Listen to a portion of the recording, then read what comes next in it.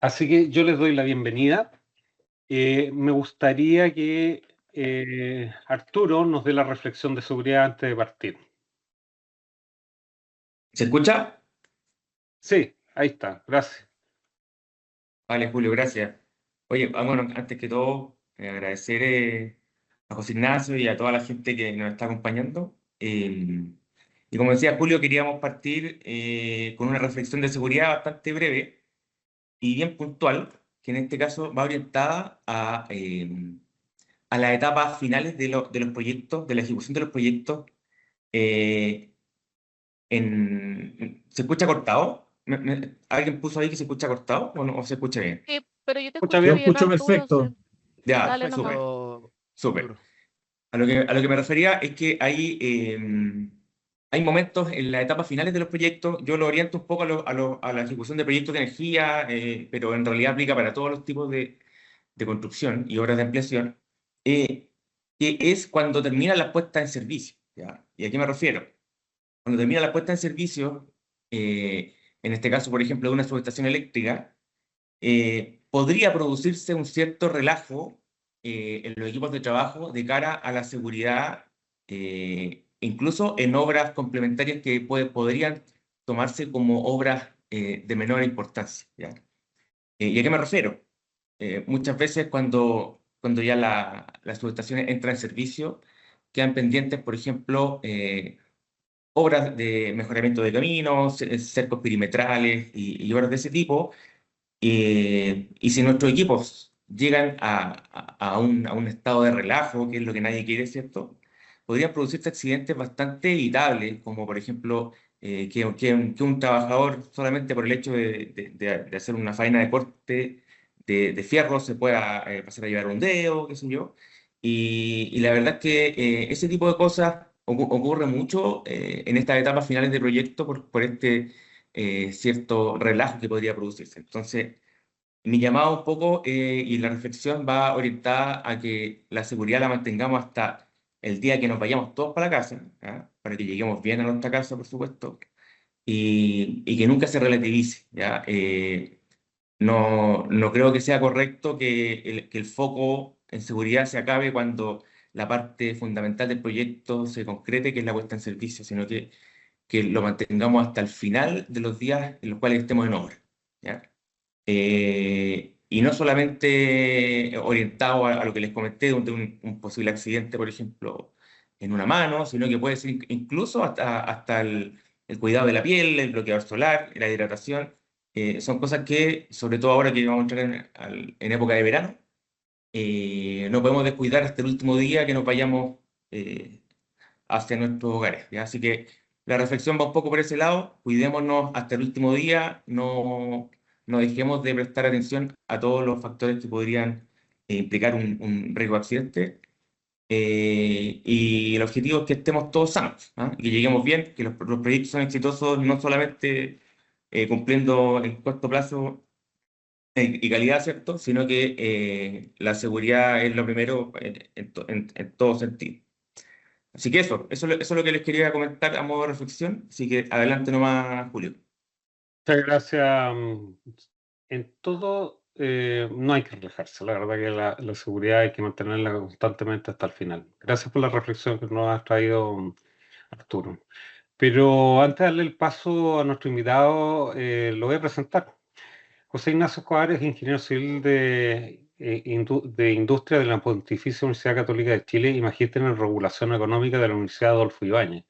Con casi 20 años en la industria de la energía renovable, ha tenido un activo rol en el desarrollo de estas tecnologías en Chile. Tras fundar y desarrollar varias empresas relacionadas con la energía solar y eólica, en el 2014 se incorporó a la firma española Acciona, primero como director general de su unidad de negocio de energía en Chile y luego como director general de la Plataforma Sudamericana de Energía. En el año 2022 asumió como gerente general de Colbún, con el objetivo de acelerar su crecimiento en renovables, soluciones energéticas y expansión de la región. Además, entre el 2017 y 2022 fue presidente de ACERA, asociación gremial que impulsó el desarrollo de esta industria en Chile.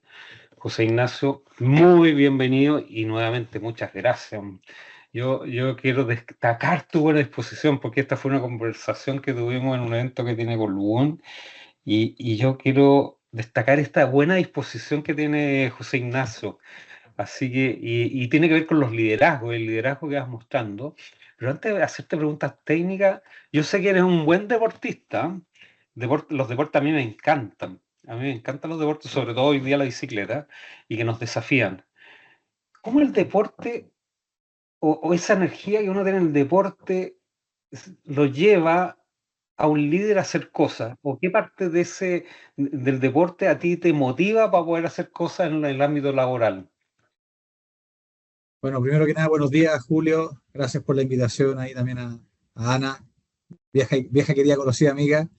Eh, Oye, los felicito, oficina ahí en pleno Manhattan, ¿ah? Con la linda vista del Empire State, muy bonita. Les ha No, ido la bien, pura, les ha ido la bien, pura parece. ¿Ah? broma. Nosotros aquí tenemos vista poquito nomás, pero bueno, ahí vista ahí a pleno Nueva York, está bonito.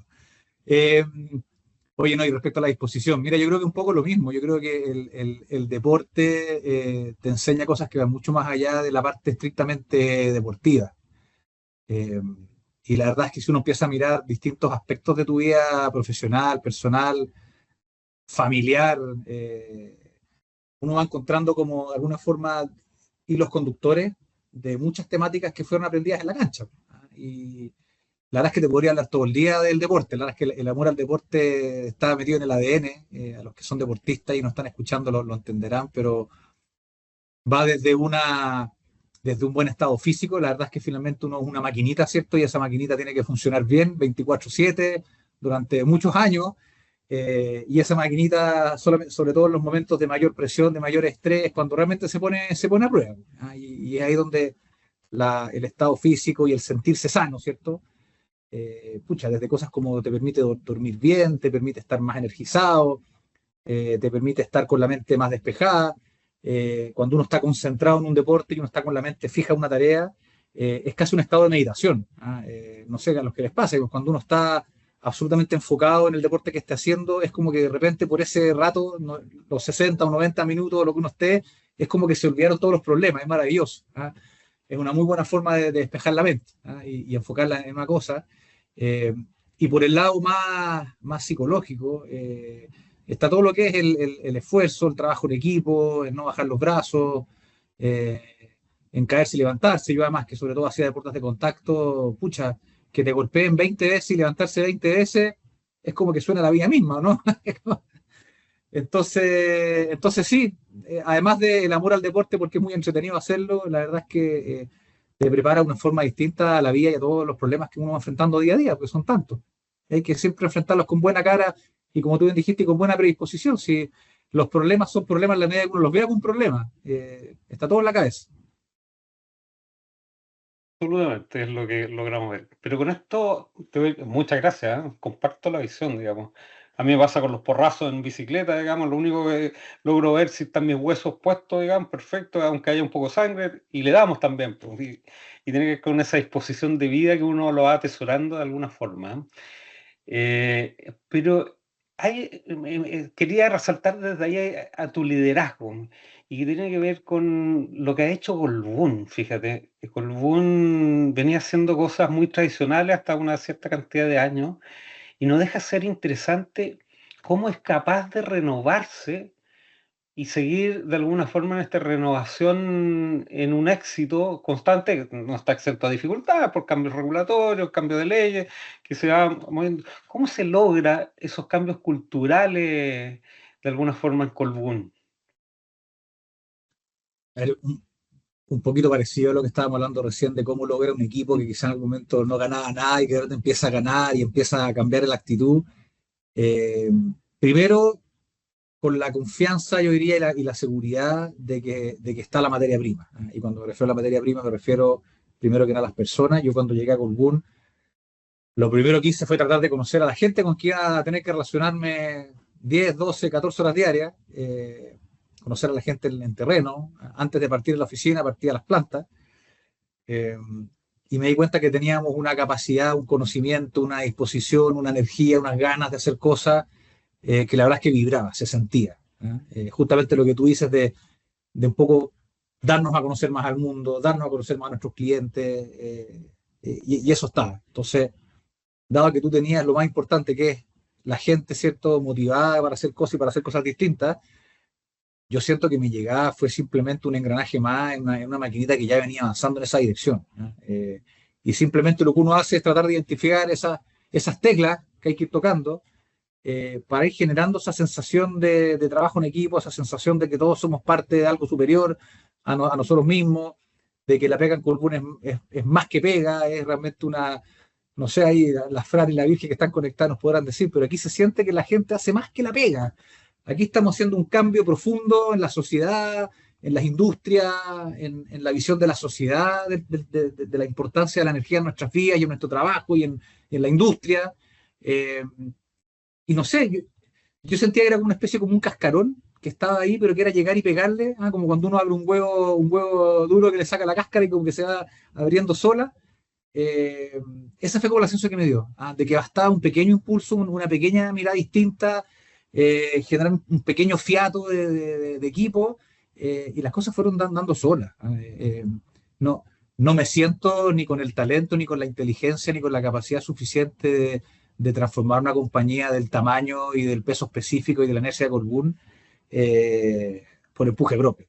Yo creo que humildemente soy una pieza más de un equipo y de un puzzle muy grande, muy afiatado, muy comprometido, y que solo requería un soplido prácticamente, un pequeño impulso para que se destacara y se desplegara en todo su esplendor como han sido estos últimos años. Entonces, al revés, más que yo haberle dado algo a Colbún, creo que Colbún me ha dado muchísimo a mí. Y estoy súper agradecido de todo lo que he vivido estos casi 4 años ya.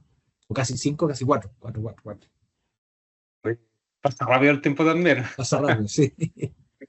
Oye, interesante, ayer hacíamos una clase desde el coaching ontológico y tocaste un tema súper relevante que tiene que ver con la humildad y se refleja que tiene que ver con el deporte, esta transición de las compañías también, que con humildad uno logra hacer la transformación, porque si uno se pone muy arrogante, termina siendo muy difícil hacer las transformaciones. Hay grandes compañías que a veces tienen un perfil de un poco de arrogancia que no logran esa transformación que les permite.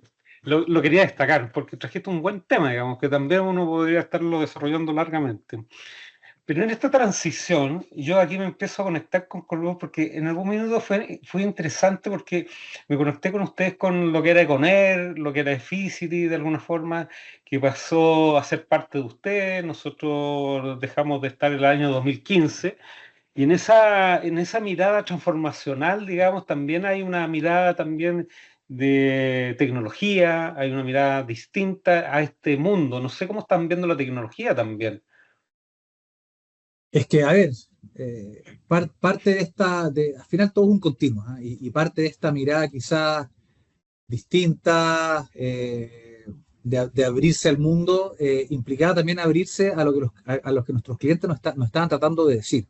Finalmente, las empresas que no se reinventan y que no están en permanente evolución también van muriendo, y muchas veces eso de creerse que uno se la sabe toda, esa arrogancia, es lo que empieza a ser el germen de la muerte de las empresas. Y si, yo más que leer de empresas que tengan éxito, yo leo mucho de empresas que fracasan. Creo que uno aprende más de los fracasos que de los éxitos. La verdad es que mirar las empresas icónicas hoy en día en el mundo, que todos admiramos, ojalá algún día todos lleguemos a ser así, pero creo que al final uno va escribiendo su propia historia. Pero yo creo que esa historia tiene que escribirse en base a las lecciones de las empresas que se habían tropezado antes. Y si tú agarras un hilo conductor, el germen de la decadencia de las compañías parte por la arrogancia de sus líderes, digamos, ¿no?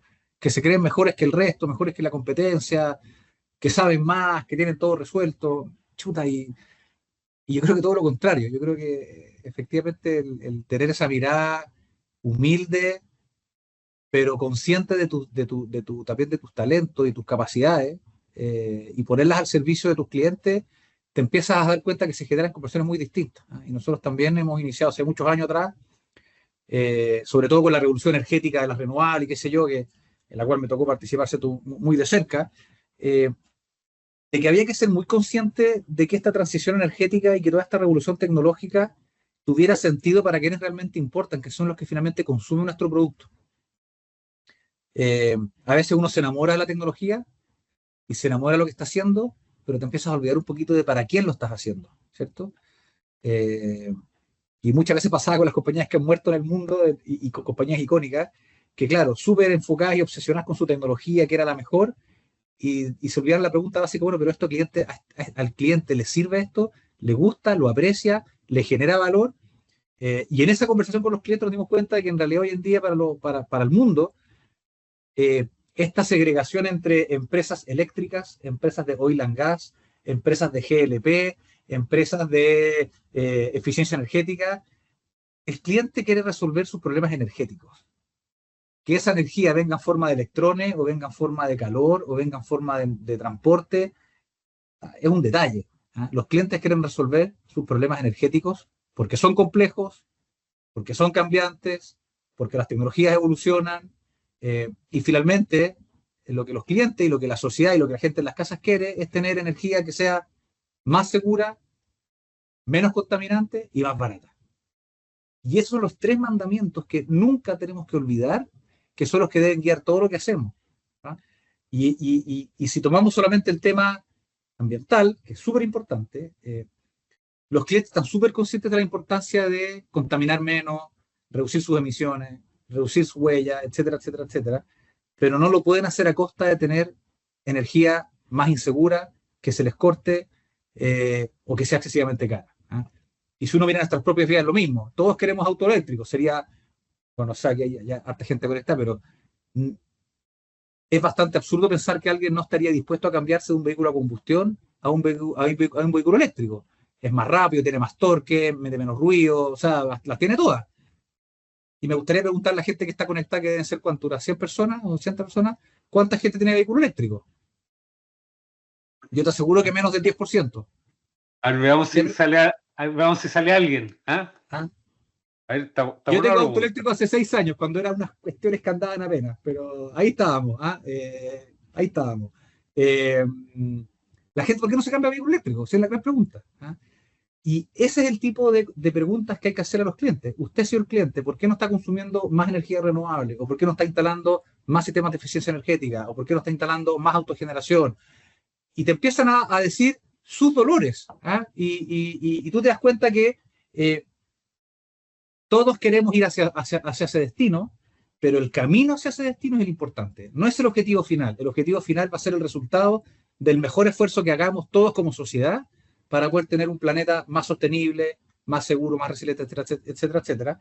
Pero el camino es el importante. Y de alguna forma en Colbún nos dimos cuenta que lo que teníamos que hacer era un proceso de caminar con los clientes de forma responsable para que ellos, haciendo esa transición, sigan siendo competitivos en sus distintos mercados, sigan ofreciendo productos y servicios a buen precio, sigan creciendo, etcétera, etcétera, etcétera.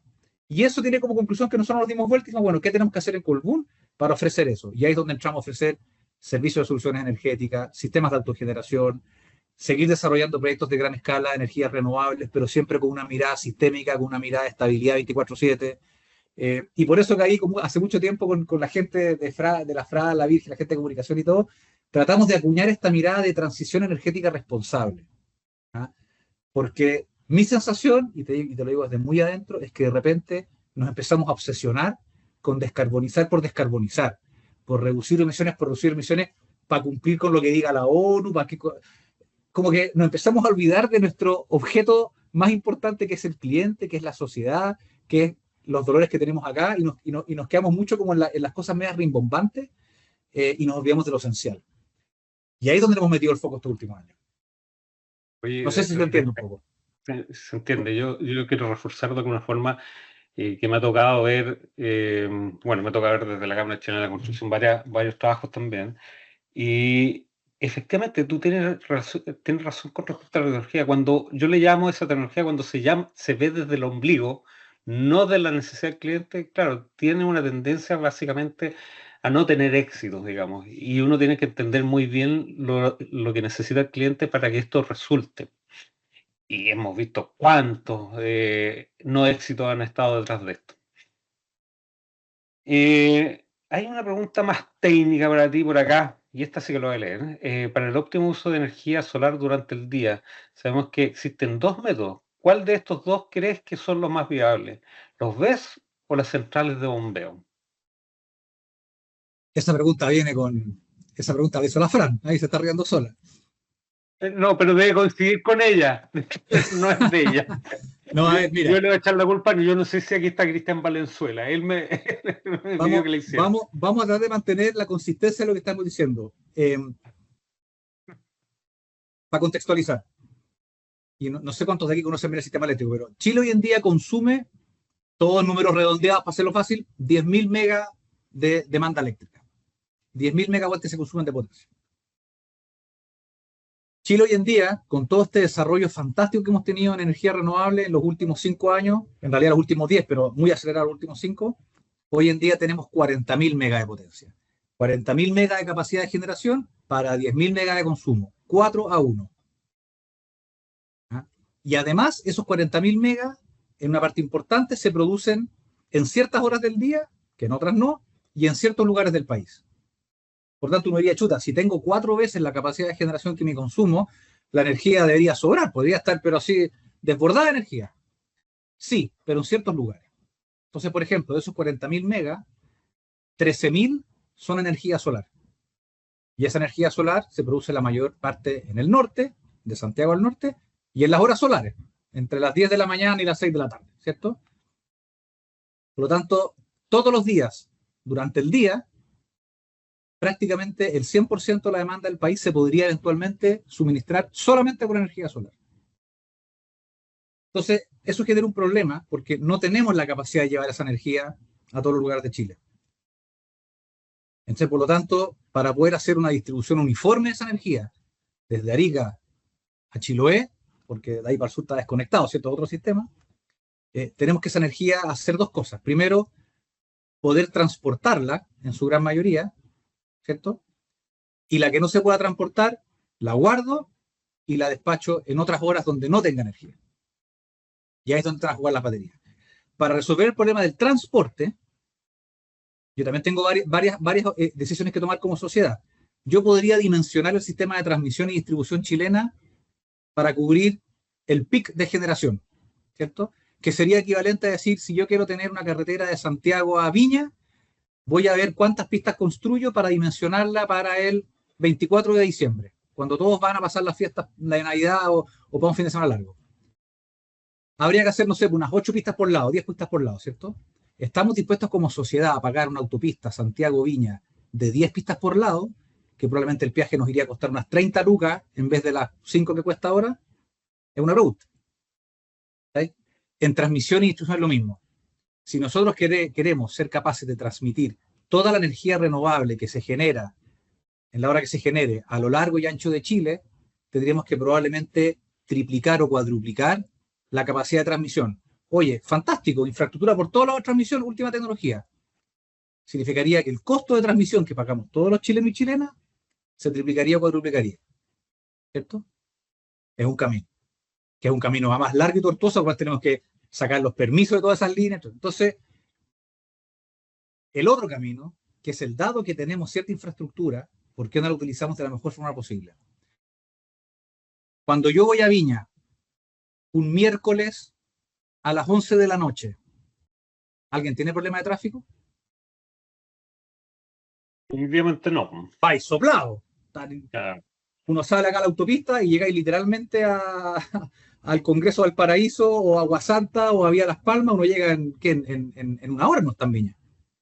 Yo digo porque yo soy viñamarino y voy mucho a Viña, pero lo mismo aplica casi para cualquier carretera. Entonces, dado que tenemos infraestructura disponible en ciertas horas del día que no está copada, usémosla mejor. Y para usarla mejor es donde uno dice, bueno, almacenemos la energía. Y ahí entra el tema del almacenamiento. Y el almacenamiento, hay muchas tecnologías de almacenamiento. De hecho, un embalse hidroeléctrico es un almacenamiento. O sea que se embalsa agua y por energía potencial, ¿cierto? Esa agua después cae y genera electricidad.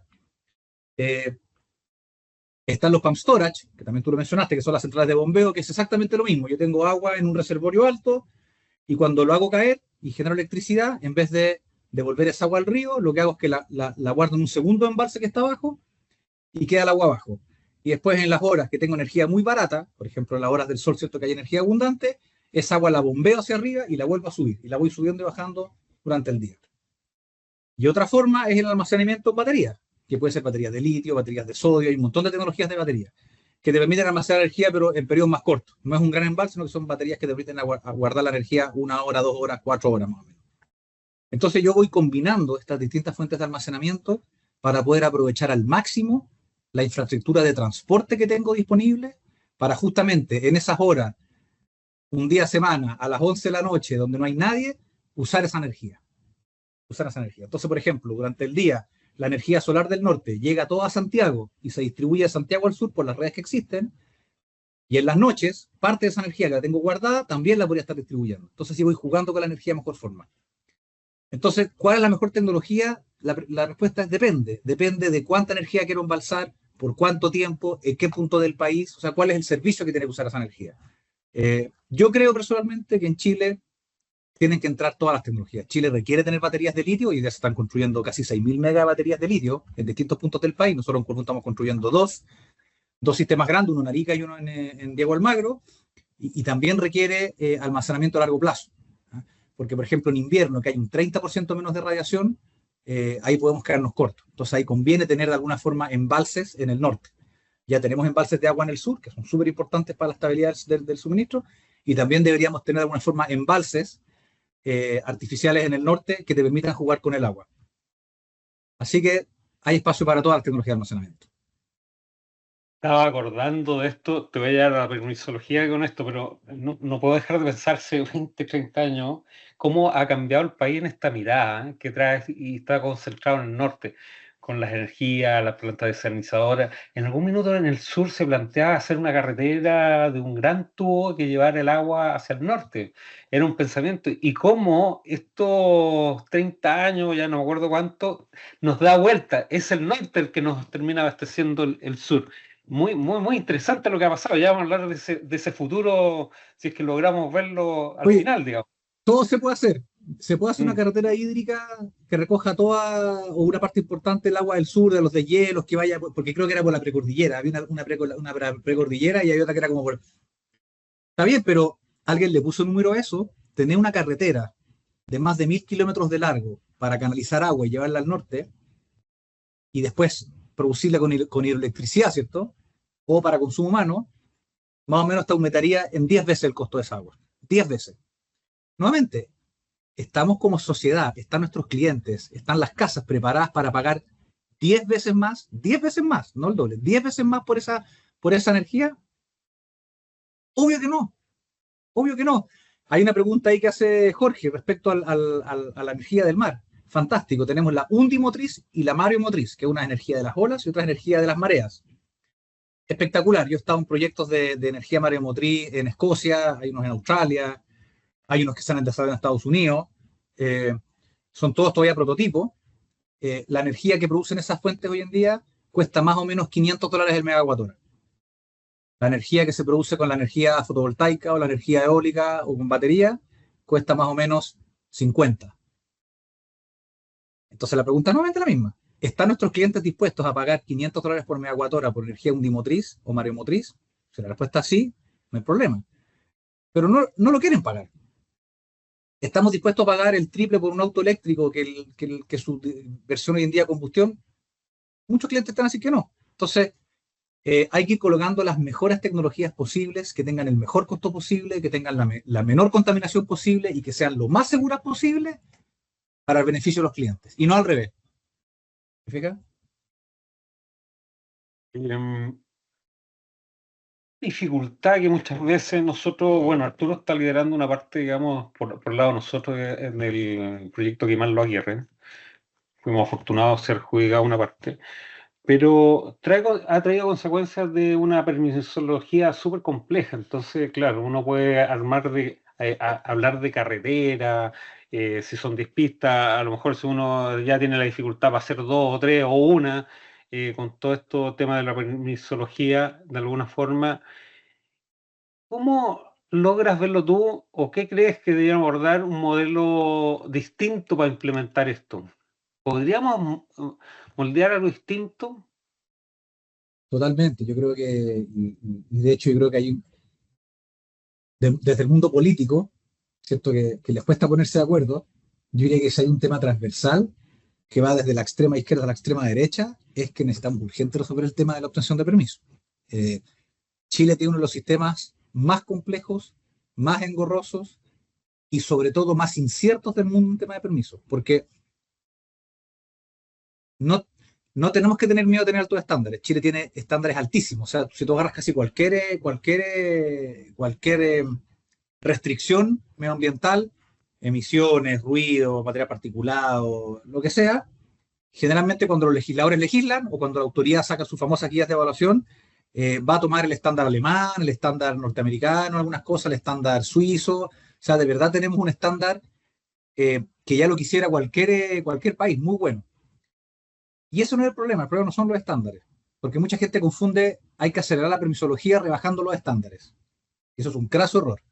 Hay que agilizar la permisología coordinando mejor los servicios, unificando criterios y dando certidumbres, que es muy distinto a relajar los estándares. Por ejemplo, en muchos países, cuando tú presentas un proyecto, hay una evaluación preliminar del proyecto, que requiere un esfuerzo bastante pequeño, una ingeniería de perfil, el área de influencia, una cosa muy básica, y en muy poco tiempo la autoridad te dice este proyecto es territorialmente compatible con la actividad que estás proponiendo. Porque hay territorios que efectivamente tienen otras vocaciones. Hay territorios que la autoridad local, las comunidades definen que son vocaciones más de turismo o de agrícola o de otro tipo de actividades. Entonces, oye, si yo quiero hacer un proyecto que no es compatible con eso, te dicen rápidamente que no. Y tú gastaste poco tiempo y poco dinero y te dijeron que no. Y está perfecto. El problema es que en Chile nunca te dicen que no hasta el final. Entonces muchas veces tú avanzas y avanzas y avanzas y años y reingeniería. Hoy en día un proyecto de una evaluación ambiental requiere ingeniería prácticamente de detalle. Es prácticamente como tener el proyecto listo para construir. Y eso no tiene ni un sentido. Te piden cosas ingenieriles que no tienen ningún efecto en el impacto ambiental que causan. ¿Te fijas? Entonces esa obsesión de tener toda la información existente hasta el último perno para poder determinar impactos ambientales que requieren probablemente un décimo de esa información, ha hecho que hoy en día el costo de obtener el permiso de un proyecto cualquiera, inmobiliario, una carretera, un proyecto de energía, etcétera, se haya multiplicado entre 20 y 30 veces. Entonces, eso hoy en día te mata un montón de iniciativas que simplemente no tienen los recursos para obtener los permisos. O te extienden los plazos de forma indefinida para al final decirte que no porque cambió la guía y cambió la guía, ¿no? ¿Ah? Por ejemplo, data centers. ¿Chile tiene potencial de data centers, sí o no? Tenemos energía barata, tenemos terreno, se puede hacer. Todo el mundo dice que Chile es uno de los potenciales para tener. Nosotros hemos conversado con muchas empresas que se dedican al desarrollo de proyectos de data centers y después se los vende a Google, se los vende a Nvidia, se los vende a OpenAI, etc. Y nos dijeron, mira, en Texas, en Brasil, incluso en Argentina, en Portugal, España, en Arabia Saudita, etcétera, yo desde que empiezo a desarrollar un proyecto de data center hasta que se lo tengo vendido a Google y está construido, pasan 4 años. Porque en esos países hay exenciones tributarias, me dan subsidios, me pasan los terrenos, me hacen un fast track de los permisos, etcétera, etcétera, etcétera, y en 4 años tengo el proyecto listo andando, porque si no, quedo fuera de combate, digamos. En Chile un proyecto exactamente igual se demora entre 8 a 10 años. Entonces nos decían, no hay ninguna posibilidad que instalemos data center en Chile si el tiempo de ejecución es el doble o el triple, no calza, no dan los tiempos. ¿Sí? Entonces Chile se está rezagando, insisto, por culpa absolutamente nuestra, de poder seguir siendo atractivo para que otras industrias, aparte de las existentes, minería, litio, todas las que ya todavía las que existen, puedan desarrollarse en Chile compitiendo con el resto del mundo. Hidrógeno verde, amoníaco verde, data centers, etcétera, y no están pasando. O sea, hoy en día Perú está creciendo entre el 3 y el 4% al año y Chile crece al 1%. O sea, Perú, que está al lado nuestro, que tiene una geografía parecida, una cultura parecida, o sea, somos países prácticamente hermanos, se desarrolla 4 veces más rápido que Chile. Y eso es una alerta, porque pasa lo mismo con Sudáfrica, pasa lo mismo con ahora Argentina que está despertando. Entonces, como que nos quedamos dando vueltas a nuestros propios problemas y no somos casi darnos cuenta que mientras nosotros seguimos pensando qué queremos hacer con nuestro país, el resto del mundo vuela al lado nuestro, ¿no? Y eso me parece que es una alarma muy preocupante que tenemos que hacernos cargo. Yo resaltaría acá el tema administrativo. Cuando uno ingresa en un lado una cantidad de documentos, esa misma cantidad de documentos te lo piden en este mismo lado, en el lado A, en el lado B y el lado C, digamos. y no hay ningún interés por ordenar. Entonces, hoy día se está tratando de canalizar a través de, no puedo hablar mucho, pero se está tratando de focalizar eso, cosa que se suban los documentos y las organizaciones por las municipalidades y todo lo que corresponde vaya focalizado hacia allá. Entró un decreto también, no me acuerdo el número, en la cual los funcionarios tienen un bono por estos temas, en la cual no se les va a pagar en la medida que no cumplan con los objetivos. Entonces están pasando cosas, junto a este modelo que está pasando, el tema administrativo también se tiene que ordenar para volver a ser competitivo. Me acuerdo hablando con, si no mal recuerdo, con Mario Marchese, que en el fondo todo este tema de hidrógeno verde, que tenía que ver con las ventajas de solares, eólicas, en África ya se estaba siendo competitivo con nosotros, básicamente porque bajaron los impuestos, entregaron los terrenos, justamente lo que Exactamente. estás diciendo. Entonces, también estamos compitiendo con algo que nos creíamos superiores, pero nos consume el tiempo. O sea, Chile tiene un tremendo potencial en muchas cosas. Como digo, tenemos de verdad recursos naturales para generar electricidad y todos sus derivados, agua desalada, hidrógeno verde, movilidad, etcétera, industria, muy sostenible y a muy buen costo. Insisto, siempre pensando en el producto final, ¿cierto? Que es productos y servicios basados en energía que sean eficientes, baratos y con menores emisiones. Eh, pero sí, o sea, un poco lo que hablaba al principio, yo creo que tenemos que aterrizar un poquito en la tierra. Yo creo que en Chile nos creímos durante mucho tiempo los jaguares, los tíos, no me acuerdo. Nos autoconvencíamos que éramos los mejores, ganamos 2 Copas América, puta, crecíamos al 6%, ¿sí? Somos los tigres de Sudamérica. Pucha, somos igual que todo el mundo nomás. Somos seres humanos frágiles, con muchos temores, que estamos luchando por salir adelante, y tenemos un montón de brechas todavía. Entonces yo creo que tenemos que bajar los pies, ser un poco más humildes. Insisto, que el desarrollo sostenible en nuestro país sea responsable. ¿Y qué significa? Que no tenemos que obsesionarnos que todo sea, eh, escucha, no puede ser todo el estándar suizo. Tenemos que buscar cuál es el estándar adecuado para Chile en distintas materias, ambientales, sociales, para poder hacer un desarrollo responsable. Y ser responsable significa retomar el crecimiento, generar empleo, generar oportunidades, generar recursos con el menor impacto ambiental posible, con la menor contaminación, o sea, pero que sea una cosa equilibrada, ¿te fijas? Porque la sensación es que como que perdimos el equilibrio, ¿no? Nos fuimos de un extremo a otro.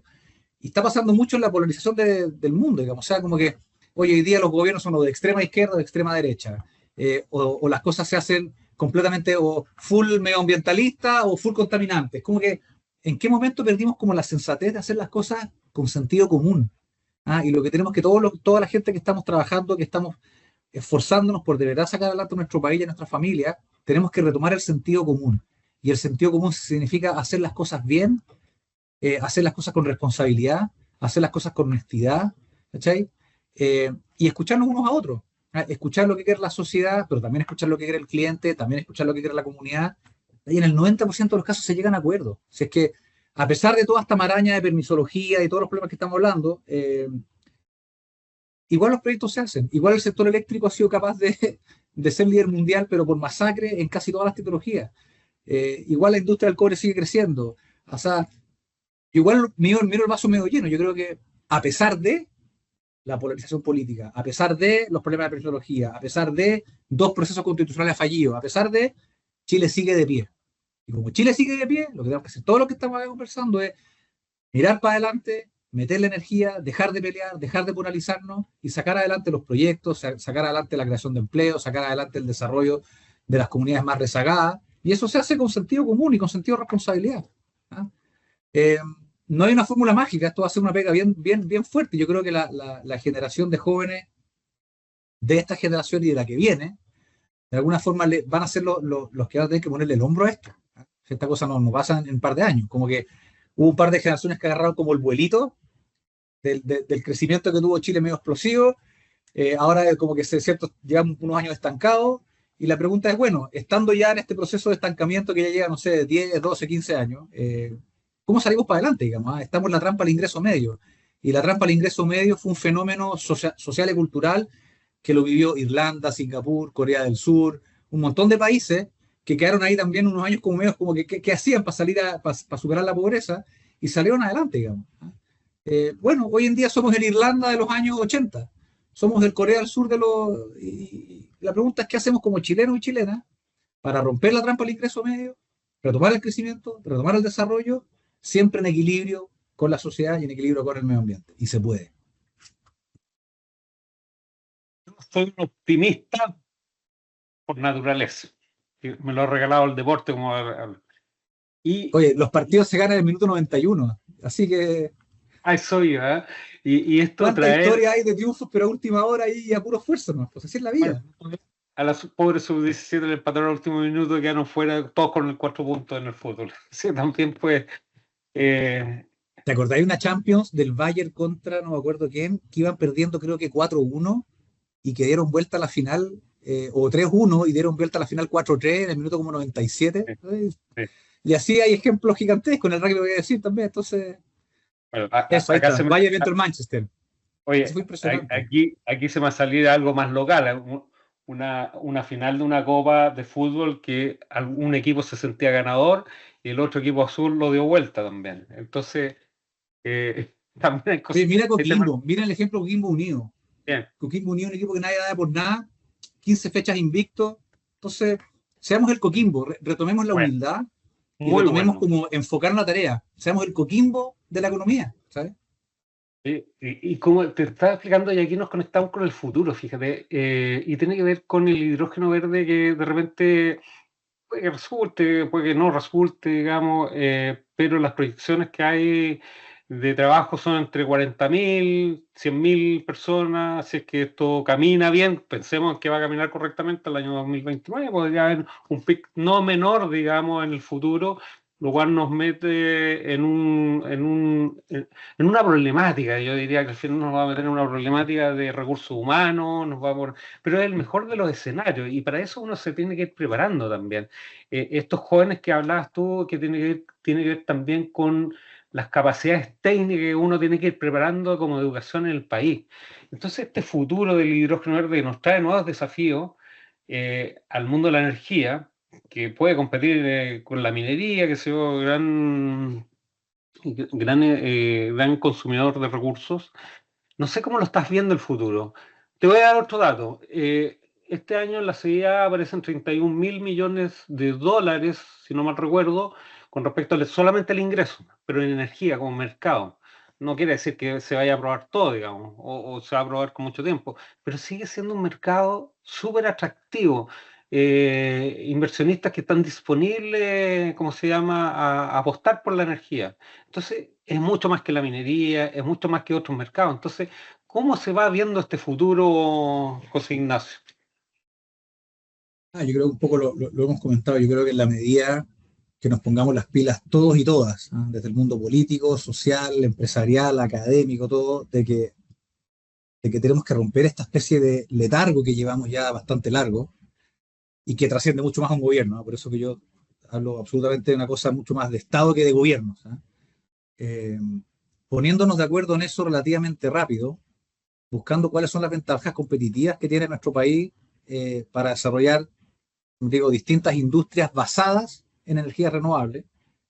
Eh, Mirar siempre, ojalá, mercados que sean de exportación. O sea, Chile puede exportar cierto amoníaco verde o e-fuels verde, Chile puede exportar datos, ¿cierto? A través de fibra óptica, bueno, y en fin, y una serie otra de cosas. Yo creo que ya tenemos que de alguna forma, de alguna, ir como generando los caminos de menor resistencia para que eso suceda. ¿Ah?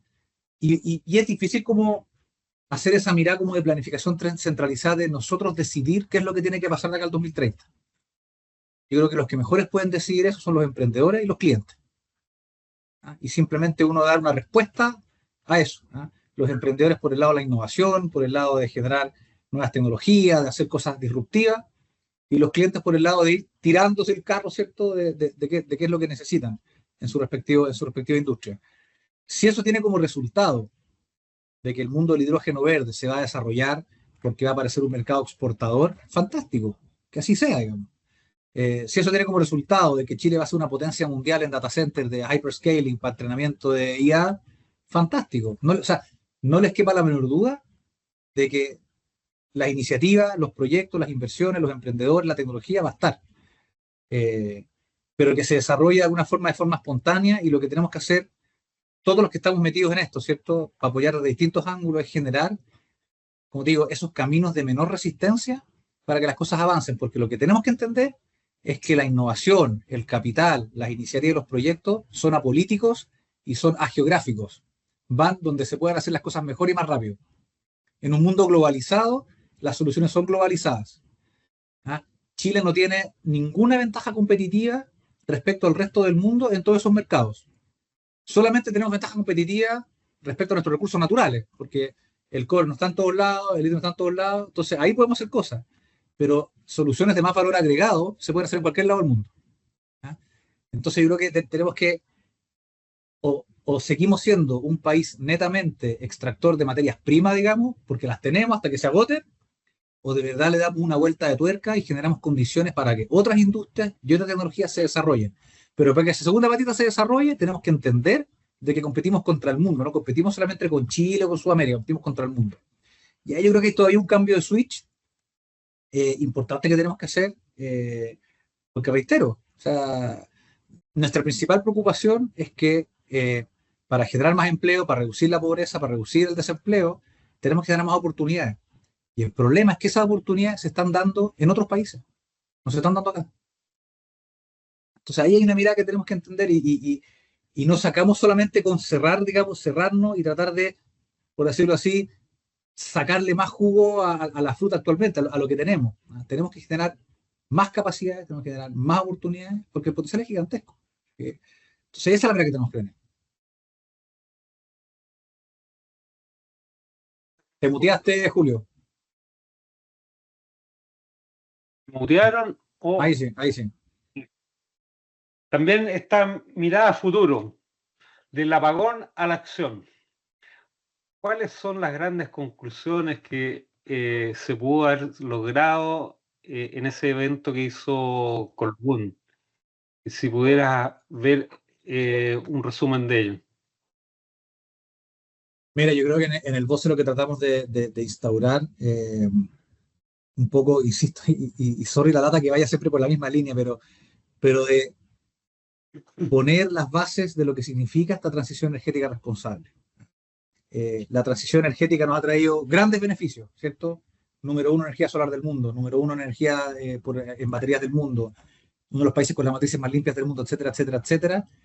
Pero esa aceleración que hemos tenido, que es fantástica, yo creo que estamos todos bastante orgullosos de lo que se ha hecho en materia de energía renovable, está trayendo varias externalidades que si no las empezamos a trabajar con tiempo, nos van a empezar a pasar la cuenta.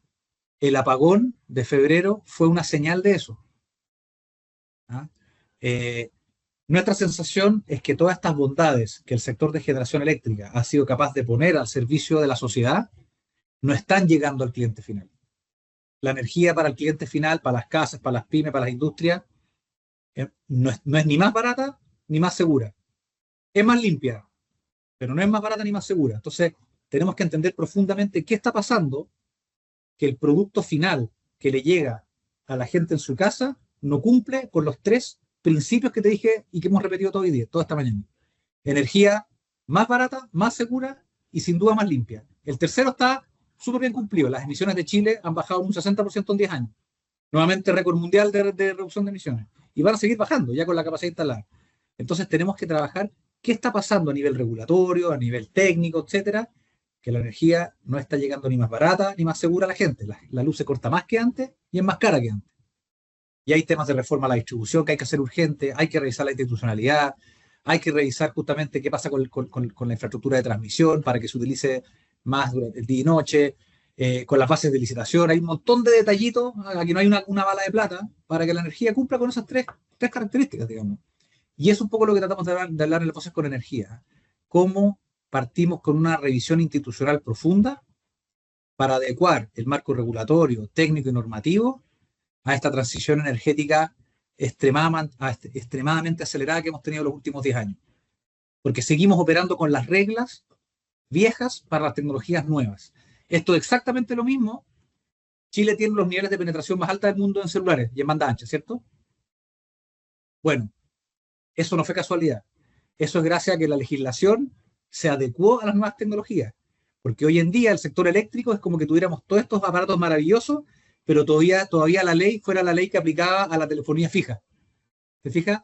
Y estuviéramos todavía conectándonos a internet por el número de teléfono. Yo creo que aquí no sé ni acordar los cabros, ¿ah? Que había que marcar un nudo y sonar, ¿se acuerdan? Bueno, es lo mismo. Estamos trabajando con legislación de los años 80 para las tecnologías del siglo XXI. Y eso requiere una mirada profunda, entonces, reforma institucional, una mirada un poquito desde hoja en blanco de cuáles son las instituciones, la gobernanza, la legislación, para adecuarse a estas nuevas tecnologías, y que no hay mucha legislación comparada. Tú vas a yo hace poco estuve en España, he estado en Inglaterra preguntando, bueno, ¿qué están haciendo con la regulación de batería, de cuestiones? ¿Y sabes cuál es la respuesta?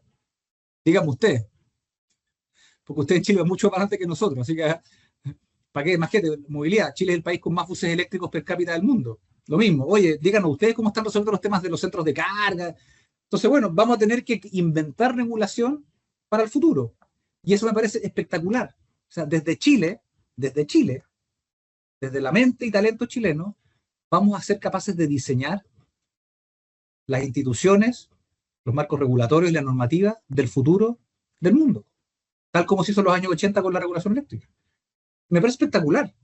Y los que estamos aquí conectados, lo que vamos a tener que escribir esa normativa y desarrollar esas tecnologías, ¿sabes? Pero hay que hacerlo.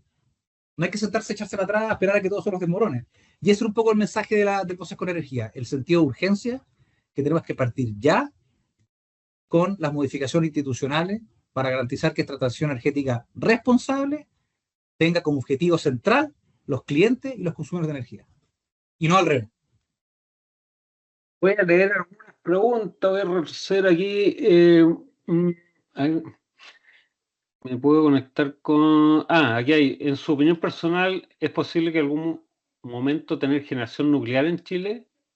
Y ahí después enfoca Raúl, me molesta un poco la cantidad de terreno para generación fotovoltaica, eólica, y la capacidad de instalación nunca llega al 100%, quizá un 65% siendo optimista. ¿Cuál es la primera pregunta? Me perdí. En su opinión personal, ¿es posible en algún generación momento nuclear. tener generación nuclear? Mira, y aquí ya no sé, esto, cóbreme la palabra después nomás, cuando ya sea viejito. Yo creo que la década del 20 y del 30, o sea, hasta el año 2040 probablemente, quizás 2050, o sea, la primera mitad de este siglo va a ser la primera mitad del siglo de la era de las renovables. Y yo creo que el Chile y el mundo va a tener altísimos porcentajes de generación renovable fluyendo en todo el mundo, porque es la tecnología más eficiente, más barata, más rápida de implementar, etcétera, etcétera, etcétera. A pesar de los temas que decía el colega ahí del tema del terreno. Pero bueno, al final es parte del costo del desarrollo.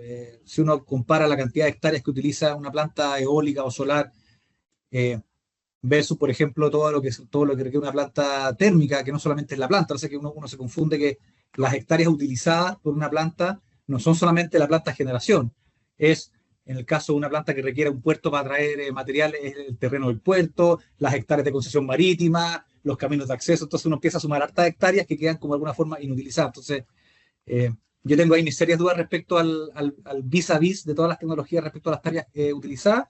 De hecho, sería un muy buen trabajo de estudio título o de algún trabajo de algún universitario que haga una comparación real de las hectáreas efectivas utilizadas por cada tecnología. De hecho, ahora que lo pienso, vamos a ver algún tesista en el verano.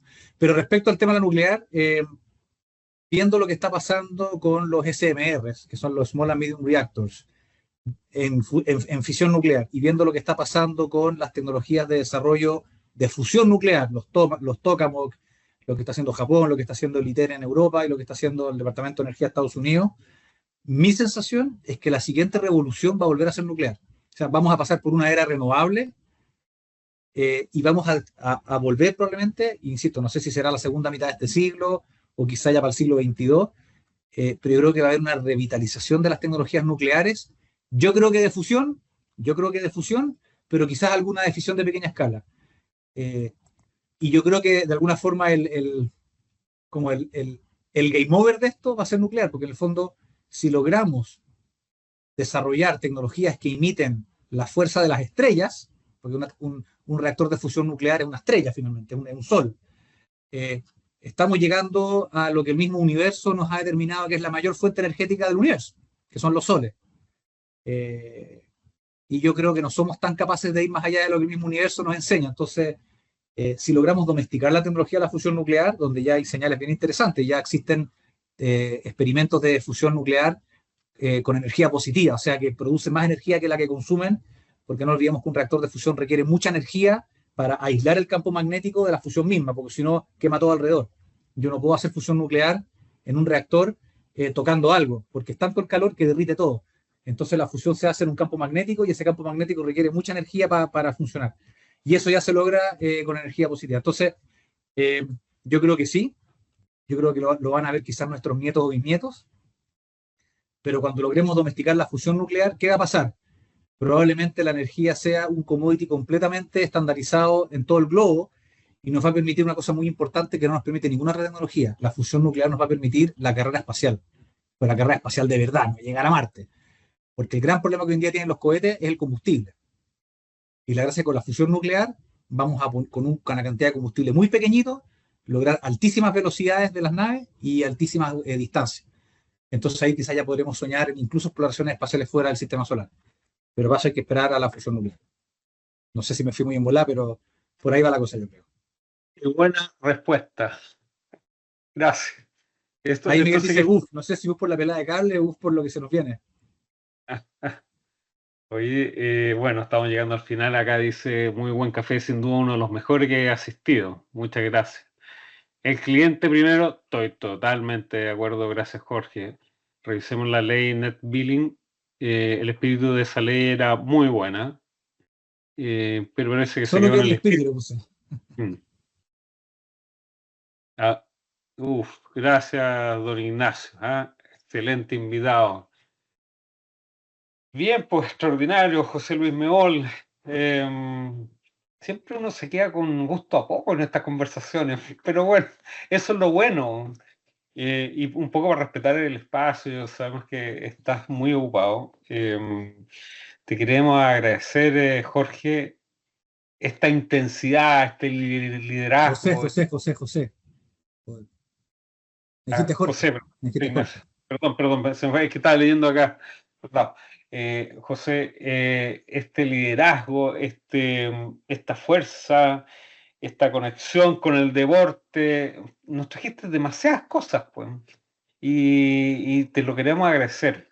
Un invitado de lujo, Te queremos dar un espacio aquí para que te puedas despedir. Esperamos que te hayas sentido cómodo, digamos, lo hayas pasado bien, porque ese es el objetivo, pasarlo bien también. La vida no solo se vive de trabajo, sino que ojalá que en el trabajo uno lo pase bien, que es una de las filosofías que también, con eminencia obviamente, que tenemos también acá en DRS. Eso, me gustaría que te pudieras despedir, digamos, de la gente. No, primero que nada, bueno, reitero las gracias por la invitación. Nada, entretenida conversa, bien abierta, bien honesta. Y cerrar nomás con un mensaje optimista. Yo creo que a veces, y uno lo ve con los niños están como, escuchan tanta porquería en las noticias, todo es terrible, todo es dramático, estamos llenos de guerra, estamos llenos de polarización. Entonces, nada, transmitirle un mensaje de que depende principalmente de nosotros, recuperar ese sentido y esa visión de largo plazo, esa mirada optimista. En particular, el sector energético está pasando por momentos difíciles también. Todo el tema tarifario que está últimamente en los medios. eh, pero nada, yo creo que tenemos que, como sociedad, reencantarnos con nuestras capacidades, con nuestra gente, con el talento que tenemos para poder salir adelante en cualquier industria, no solamente la energética, porque yo creo que tenemos un país espectacular, tenemos unas condiciones naturales, sociales espectaculares, eh, y yo creo que lo único que nos falta es realmente dejar de pelear y ponernos de acuerdo hacia dónde queremos ir.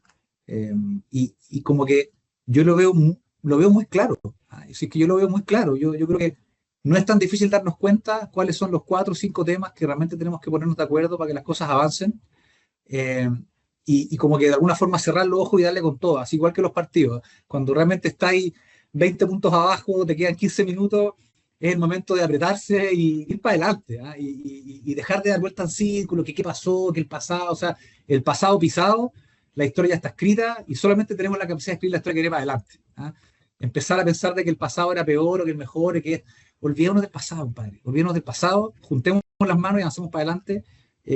Porque, insisto, yo creo que no hay ninguna excusa, salvo nuestra propia incapacidad de ponernos de acuerdo, de que de verdad en los próximos años retomemos una senda importante de crecimiento y desarrollo para el país. Yo creo que la gente lo está pasando mal, hay poca plata, hay poca pega, eh, y eso me parece injusto. Me parece tremendamente injusto y me siento absolutamente parte y responsable de eso. Yo creo que a todos tiene que doler un poquito el corazón de ver cómo nuestro país ha estado atacándose tanto tiempo y no sale adelante. ¿Ah? Entonces, nada que nos duela, salgamos de la zona de confort, pongámonos las pilas y a trabajar adelante y demos vuelta al partido. Totalmente de acuerdo. A mí me tocó ver un país distinto al tuyo, de los años 80, más difícil, más pobre. Igual seguimos adelante. Y yo Bueno, creo que lo fuiste testigo presencial de cómo se adelante, pues hagámoslo de nuevo. podemos seguir adelante. Y lo más probable es que en algunos años más tengamos otra dificultad y tengamos que volver a reinventarnos para poder salir. Me gusta ser optimista. Sí, yo creo que hay que contagiar ese optimismo. Ese es José el Ignacio. mensaje que dejar.